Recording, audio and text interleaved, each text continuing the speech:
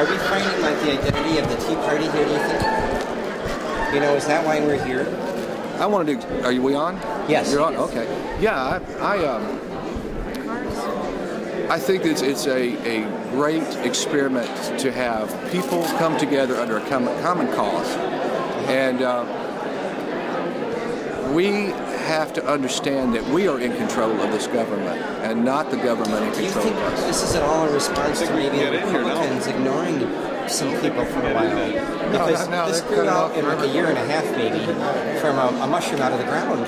And if they had maybe paid attention to some people, do you think it would have not happened? Because I've heard this echo that we're sort of not leaving the Republican Party, but we're giving it a poke in the ribs to try and bring it back to what we think it should be doing.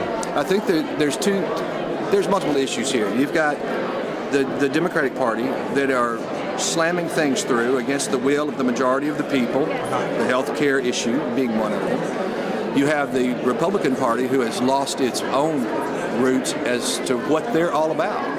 And then you find both parties ignoring the movements that have taken place that have been grassroots. If I was going to sum this up for maybe one sentence, I would say that these people here think they're the keepers of the Constitution, that they're the last people who are paying attention to it.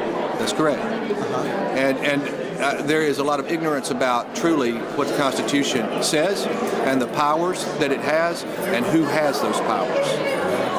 I think even the states have forgotten that the federal government was formed by the states, not the federal government forming the states. And I think that a lot of people need to be educated about exactly what our responsibilities are as citizens and where we should stand and what we should stand on and expect our government to do. Do you want to add anything? Sir, I need to ask you a question. Do I need to move? Sure. Do you have a press credential? Yes. If you could...